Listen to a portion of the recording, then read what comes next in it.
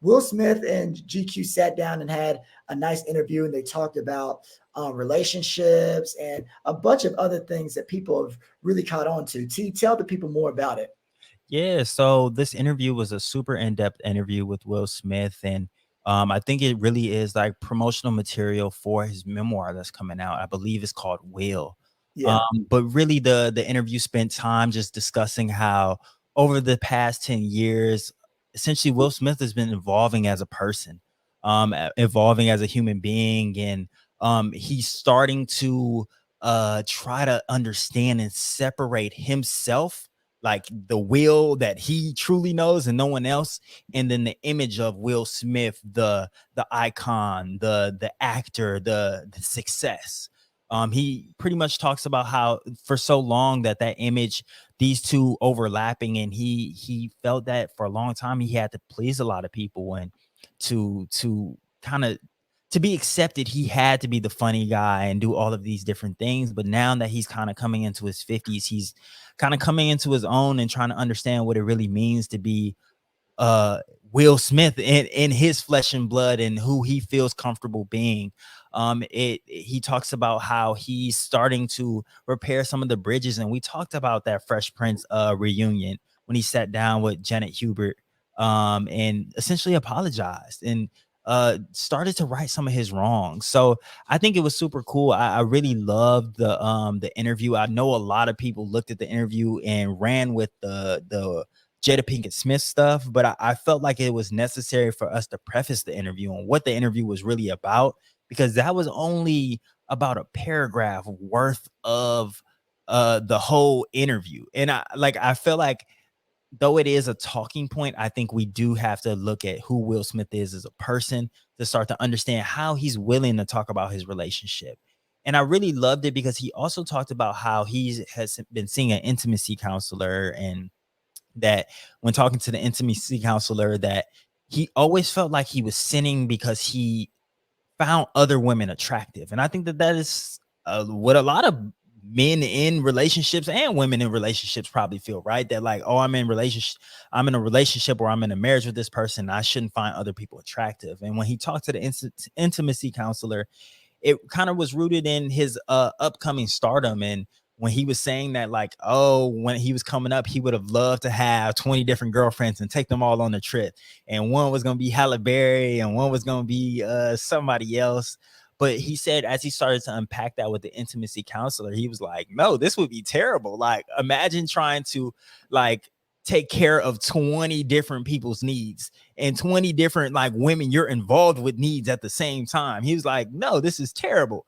But it was a fantasy. And he was just saying that he learned when talking to the intimacy counselor that like his fantasies, like he shouldn't be punished for his thoughts. And I think that that's something we all can take with ourselves. It's like we start to think of some of the things we think of as sins, right? And that like, oh, we're bad people for having these thoughts, but essentially we are not our thoughts, and that you can overcome a lot of these things. But again, the juicy topic is him and Jada.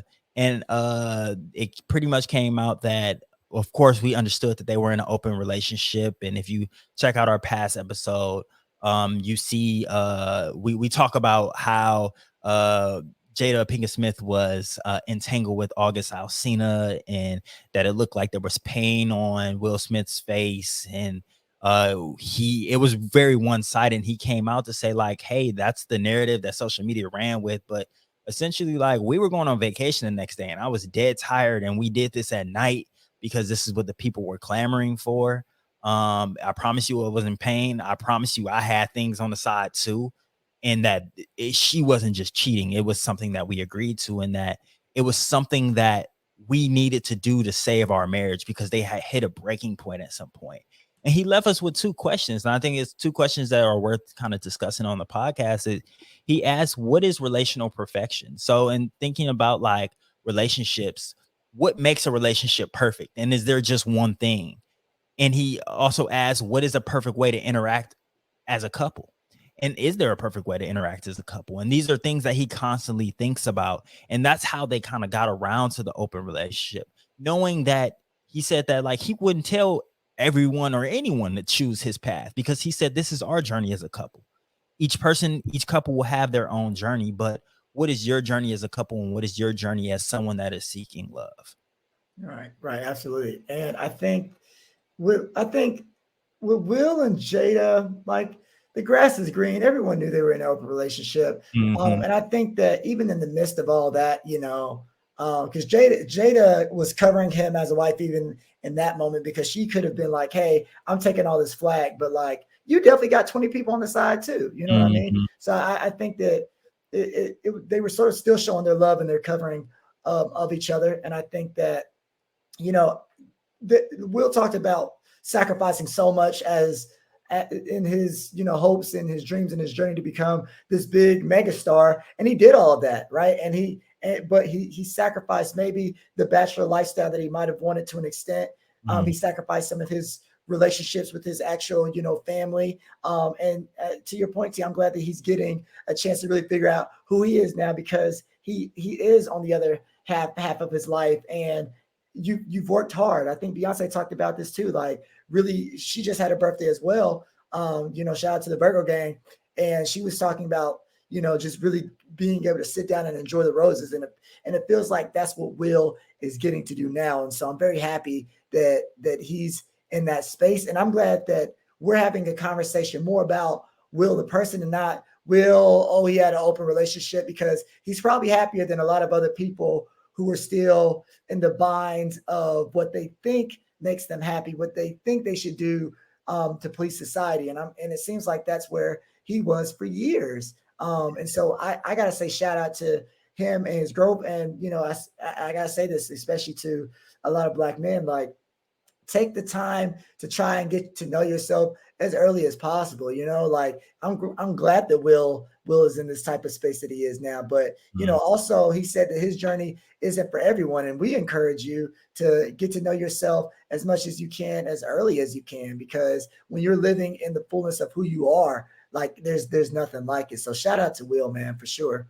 Yeah, absolutely. And I mean, I just think about it. We saw Miguel and his partner of 17 years just split, right? I think they were together 17 years, married for 3 or 4, and they just split, right? Right. So I think it comes back down to that question that Will asked, is like, what is relational perfection? I know it's I realize it's like, oh, they like coming up with terms like entanglements, like these are things that are probably gonna stick, like relational perfection. But I think in asking that question is something that's almost rhetorical, because you know that that doesn't really exist.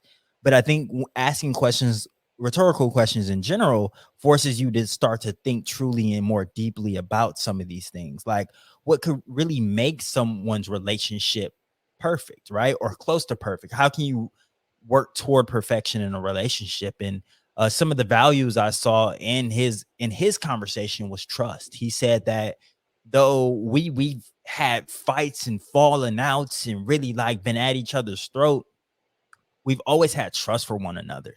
And I think that that's why their their relationship has had stood the test of time in a lot of ways. It's not saying that it's perfect and that it needs to be goals or anything, but I think that that is the difference between some people splitting up and them staying together, is that they're working through some of these things as people, but also as a couple too. They're starting to understand themselves. And I guess it just kind of rubs me the wrong way, because I look at Twitter and they're constantly on Will and Jada's head, because they talk about, like, Jada came out in an interview maybe 2 or 3 weeks ago saying that, like, she's just now understanding love.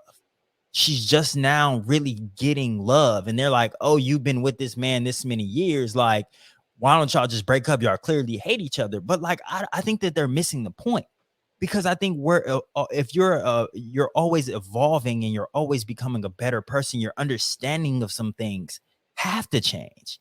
You shouldn't be the same person you were at 20, even if you were married at 20, right? You shouldn't be the same person you were at 25, at 30, at 35.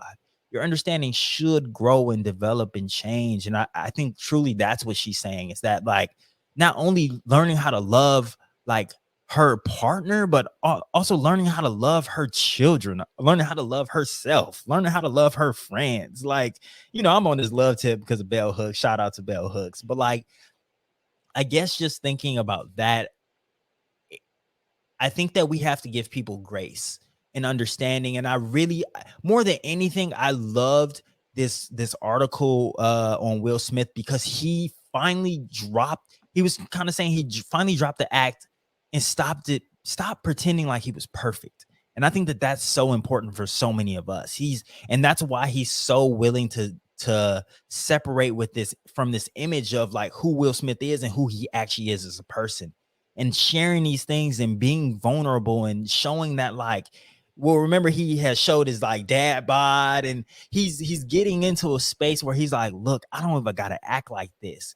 And he said that other people starting to teach him that, like learning how to use social media. He's like, yeah, I'm an old head. Like I was trying to use video equipment and 4K cameras and microphones, and people like, bro, we rock with authenticity now. Like we want to see you on an iPhone. We want to see you with the under chin and stuff. So that's what I think I started to value, and knowing that I felt like I got to see Will Smith as a person rather than like this larger than life icon.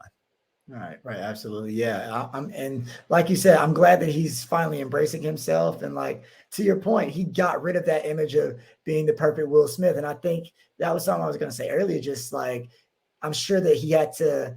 That was also part of his career and his journey on being a megastar. Mm-hmm. Like people aren't going to accept me and let me be the megastar if I'm like this weirdo who has open marriages, even though it's working great for me and my wife. Like, and it's just like, no, you've done enough for a few lifetimes, sir. Now you really get to relax. And so shout out to Will. Very happy for him.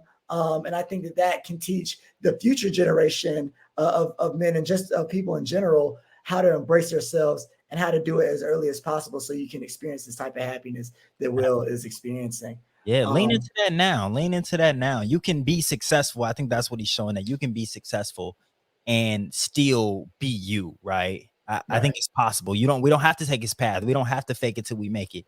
We can do that now. Absolutely. So shout out to the boy from the Fresh Prince of Bel-Air.